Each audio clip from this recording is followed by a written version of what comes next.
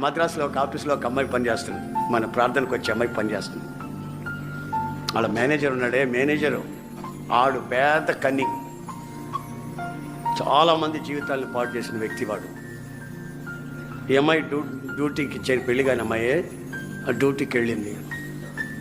అప్పుడప్పుడు వచ్చి ఈకిలిస్తుంటాడంట, ఆ అమ్మాయి ఈకిలించదంట.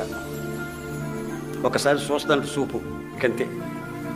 ఇక 20-30 రోజులు అయిన తర్వాత ఒక రోజున ఆ అమ్మాయి గదిలో, ఆ అమ్మాయిని అతని గదిలోకి పిలిచాడట.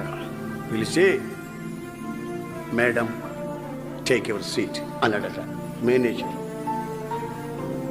నన్ను కూర్చోమంటారు ఏంటండి, మీరు పెద్ద మేనేజరు, మీ ముందు నేను కూర్చోవటం ఏంటండి అంటే, అమ్మా ఒక 20-30 రోజుల నుంచి నీ బిహేవియర్, నీ ప్రవర్తన నేను గమనించాను, నన్ను క్షమించమ్మా. నా జీవితాన్ని విప్లవాత్మకంగా మార్చావు, నాకు మనసుండే మనిషిగా తీర్చావు, నేను పశువుని అని కాళ్ళ మీద పడబోయాడంట.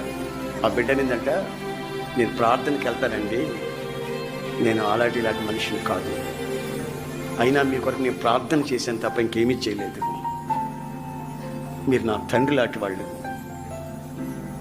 ప్రైజ్లో ఆ అమ్మాయి ఇతనికి బోధ చేయలే, మారు మనసు గురించి చెప్పలే, యేసు ప్రభుని గురించి చెప్పలే, ఏమీ లేదు.